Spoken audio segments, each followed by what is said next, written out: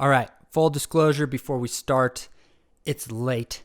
I just watched the Fury Wilder 2 fight, which if you didn't watch that, I don't know what you're doing. I told you to watch it last week. I only have a little bit of notes from while I was watching it. I haven't really gone over them, so this is kind of off the cuff, and I might miss a lot. Also, this feels weird without a hat. Much better.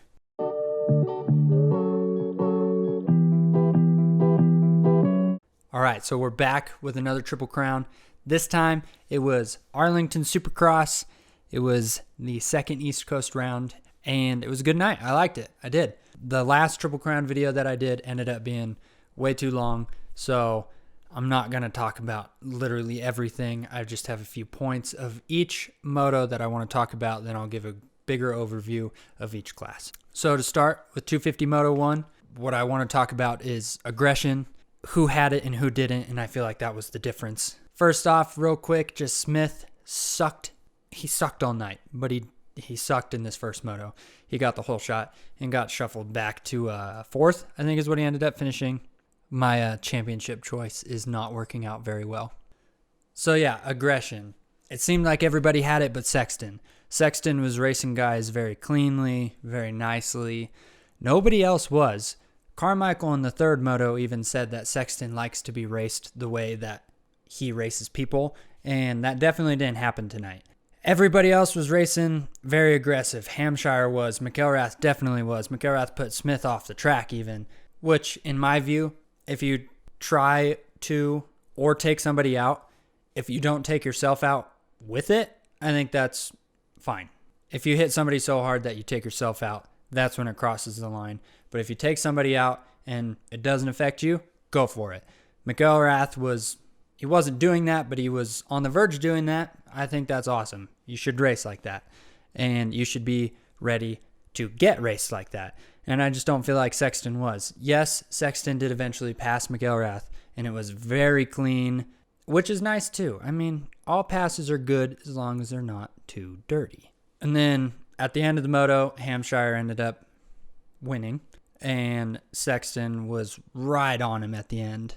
He had even pulled McElrath. So right away, Sexton and Hamphire showed McElrath that, hey, you're not going to win every race this year. I thought that McElrath was in such a good place mentally last week that I thought he really could win almost every race, and we're seeing that that might not be the case. All right, and then for 450 first moto, aggression was not the deciding factor. What ended up being the deciding factor to me, it seemed like, was just technique, riding correctly, and riding smooth. The track was breaking down really, really quickly. Somebody like Roczen, who excels at riding smoothly with great technique, he shined in this moto a lot. So Webb and Roczen were up front right away. Anderson was right there. Hill was in fourth. And then Hill was eventually taken out in the first lap by Anderson. What did I say previously? If you don't take yourself out when you take somebody else out, in my book, it's fine. Tomac was way back, and Ken just kind of got a little bit of a gap and then sustained it. What Carmichael always says when Roczen is winning a race, he's very good at like maintaining his lead or whatever Carmichael says, and that's pretty much what he did. I mean, he got a little bit of a gap and then he sustained it. One thing that I noticed that was pretty interesting was the rhythm section before the whoops. Davalos was doing a section that I hadn't seen anybody do. I can't even remember what it was, but I'll play it right here. It looked super fast, and then I saw Tomac do it too. Davalos eventually went down. Another bummer. That's what he does a lot too. And then they showed Stewart at the end of the race jumping through the whoops. It was not fast, at least in the 450 first moto. He started going backwards. And yeah, Roczen won the moto, Webb second, Anderson third. Not too interesting of a race. Technique over aggression for sure. 450 Moto 1. And that's why Roczen excelled so well. To me, it seemed like the track was the worst in that 450 first moto because they fixed quite a bit of it as the night went on. That was kind of weird. Let's talk about 250 Moto 2. McElrath, 2 bad starts in a row. He's very lucky that this is a Triple Crown because he can't do that as the season goes on. Ferrandis does that, and he has the raw speed to salvage it. McElrath also has raw speed, so we'll see as the season goes on if he keeps getting bad starts. He may be able to salvage it, just like Ferrandis. He's kind of the Ferrandis of this coast, it almost seems. And then Josh Hill with the whole shot. The Club MX boys killed it in this second race. Hill and Joey Crown, those two at the end were battling with each other. A privateer team and a Hill, of all people, battling with those factory dudes. This is a perfect type of race for somebody like Josh Hill that may not have the fitness that these other top guys do. And these shorter motos, he's able to hang with them because he's not as tired at the end as he could be at the end of a normal main. You know what I mean? So that was really cool. Sexton just ran away with the lead. There was nobody that started good that could keep up with him. All the other heavy hitters were back pretty far. So he just kind of ran away with it and got a super easy win. Sexton is going to be super consistent, I think, this year because he has yet to have a bad start. He obviously has the speed to be at the front. I think he is the second fastest guy out there. McElrath is the fastest, but if he keeps getting bad starts like he did in these first two mains, it's going to be Sexton's going to be right there this entire championship because he's always going to be in the front, it seems like. Time will tell, but as of right now, yeah. And then Smith, dude, my championship pick is so bad. Owen? Is that who it was? So he pretty much landed on Jace Owen. We don't know whose fault it was because we can't see how they went off the jump face to see who jumped into who. Seeing Owen's reaction afterwards, it's safe to say that that was probably Smith's fault. Did he go down in the whoops? Yeah, he did, didn't he? And then he got up, obviously far in the back, and then he went down again. Went down in the whoops. This Triple Crown for him is kind of going like the Triple Crown went for Cooper, except Justin Cooper's third main was a lot better than Smith's. And then finally McElrath, bad start again, but he made his way all the way up into second. So that kind of shows that, yeah, he might be like Ferrandis. He might be able to salvage those super bad starts. That's kind of worrying for the rest of the field, especially when he qualifies like a second faster than you, and he qualifies like a second faster than 450 riders. He's fast. All right, 450, main number 2. So Tomac finally got a good start. Baggett got the whole shot. Tomac got around him. There was nobody around Tomac that could keep up with him, just like the 250 main number 2. But who I wanted to talk about, obviously, is mostly Webb, and I'm sure you can guess why, but also Roczen and Barcia. It seems like these three, or a combination of them plus like Tomac maybe, seem to get together in the middle of the motos a lot, and that was the case in this one. Barcia, Roczen, Webb. They were with each other at one point in the middle of the main. However, Webb started making his way to the front, and Roczen and Barcia did not latch on to him. That was interesting, and then Barcia even beat Roczen. So I don't know what happened to Roczen in between that first and second main, but he wasn't who he was in the first one. Roczen, I thought, was going to be more consistently fast this year and consistently out front, and he's kind of proving me wrong. And that's kind of worrisome for his championship hopes, especially how we're seeing Tomac ride. This is not a normal Tomac right now. But Webb was working his way to the front, and I kind of feel like I jinxed him because I was writing down in my little notes, is Webb the fastest one on the track? Which I meant to look at lap times, and I didn't. So I'm going to put right here if he was the fastest person at the end of the moto. Okay, yes or no? I don't know. But he seemed like he might have been the fastest person at the end and was really making his way to the front. But I feel like I jinxed him because literally right when I was done typing that, he crashed the exact same way that Cianciarulo did in practice. So I've said this before that I don't like whoops leading up to a triple. Well, a dragon back section is kind of the same. It's very easy to endo off of a dragon's back, and he was still skimming the whoops at that point, which a lot of people were starting to jump him because they were starting to get sketchy. He got a little endoed off the dragon's back, which we saw a lot of people doing, and then he rode a freaking nose wheelie up the face and did a front flip off the side of the track, landed on his back, straight onto concrete. My camera just died in the middle of me saying Webb crashing, so hopefully that recorded. But yeah, was doing a front flip over the triple. That had to hurt so bad. I thought for sure broken tailbone, but luckily it is after midnight here, and by the time I'm making this video, Webb posted this ridiculous picture. Can you see that? And what did he say? Hematoma, deep bone bruising to his pelvis and his sacrum. Okay, my camera ended up dying again, so it's actually the next morning. I think I was just talking about Webb crashing, bruised sacrum and pelvis, and a hematoma. I can't believe that's all he has. There's no broken bones. That's insane. I'm guessing he'll probably still not make it for next weekend, but who knows? He could tough it out and go for it, but that has to hurt. Probably can't sit down very well. Yeah. That crash just kind of sucks for the championship because it had turned into a 3-horse race, I feel anyways, with Tomac, Roczen, and Webb. With that, Webb's out. Unless Roczen and Tomac both have just an atrocious weekend where they're DNFing or something like that. Webb's out. So now, from here on out, this championship is Roczen and Tomac. And that's a bummer because you always want as many people as possible still in the championship towards the end of the season. But what can you do? All right. Now the third and final motos. So what happened there? So this race kind of was just a race of the top 3 250 riders, I'd say. McElrath and Sexton were first and second pretty much right away. And in my eyes, I thought that Sexton would have wanted to show McElrath he has the speed. He has the same speed. And if he was going as hard as he could, he didn't have the speed. McElrath was just a little bit faster than him and had a little bit of a gap. Also, in Sexton's mind, he probably knew that second place is just as good as first because he would get the overall. So you have to wonder if that was in his mind too, and he just ended up playing it safe.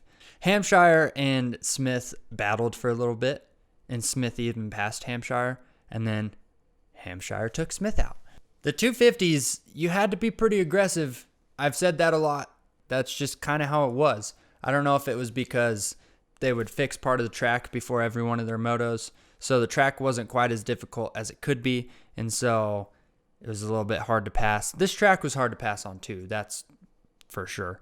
These 250s were super aggressive, and Hamphire was probably the most aggressive.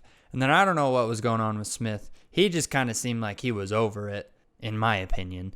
He got up super slow, got back on his bike and was going slow. He wasn't hurt from that. He barely hit him.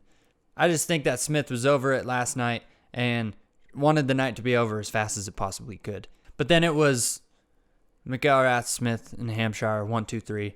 I think that's the order of the fastest riders right now. McElrath is the fastest, Sexton second fastest, Hamphire third fastest. Yeah, to me, McElrath in this moto looked more aggressive than I've seen him in the past. He doesn't seem like he used to ever ride like that.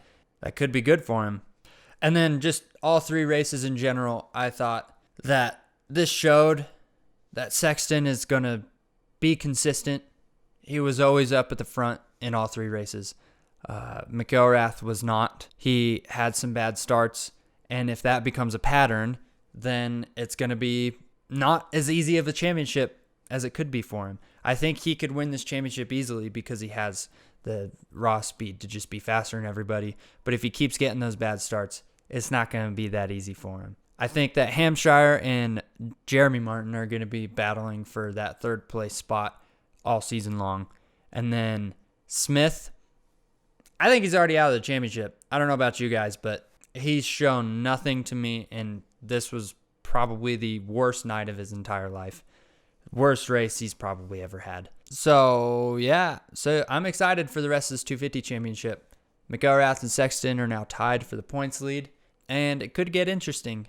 Sexton showed me a lot this week. After last week, I thought McElrath was probably just going to run away with this championship, but I don't think that's the case anymore. I think Sexton is going to be right there pretty much this whole time. I think it's going to be a 2-horse race between those two, and I'm excited to see how it plays out. And then finally, 450 Moto 3. So Osborne finally had a good night. He got the whole shot, and he led for quite a while, And then it was Baggett, Anderson, Hill, and Roczen, and then Tomac was back. Baggett just didn't seem like he was there mentally all the way last night. Anderson passed him, and then he ended up going down a little bit later. And then Anderson was doing that crazy wheelie thing that he was doing in practice that I didn't see anybody else do. And then Tomac was just making his way to the front.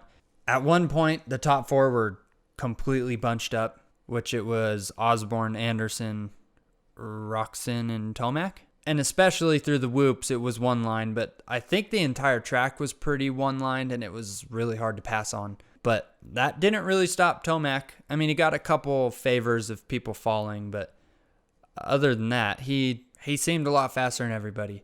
I was kind of disappointed in Ken. I thought he would race him a little harder, especially when he got passed. When they were going over the Dragon's Back in the triple together, I thought going into that corner that Ken would actually show him a wheel and maybe push him all the way into the hay bales, where Tomac would have had to let off. But no, Roczen was being pretty nice to him, I would say, going into that corner, and didn't put up much of a fight. I know that he ended up getting past him, but I thought he should have rode him harder.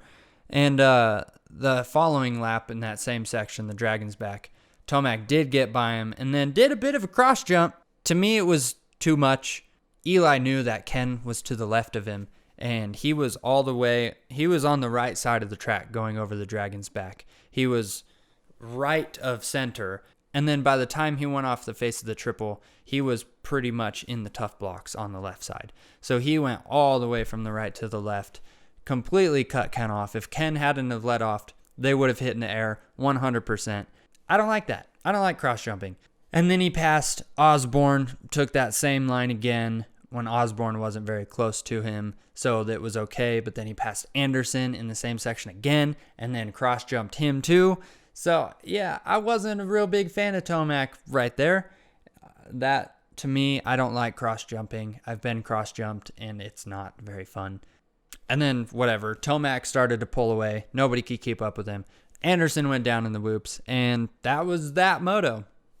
I don't know what else to say. Like I said, Osborne finally did something and got a podium, which was cool. He's had a rough season so far. Nobody had anything for Tomac in that race. Roczen didn't race very hard. Tomac cross-jumping. That's that race. And then overall, for all three races combined for the 450s, like I said earlier, this is a two-horse race for the 450s now as well. 250s and 450s, I think, at least East Coast, it's two riders. 250s is Sexton and McElrath. I just don't think Hamphire can quite keep up with them, or Martin. And then 450s, it's Tomac and Roczen now.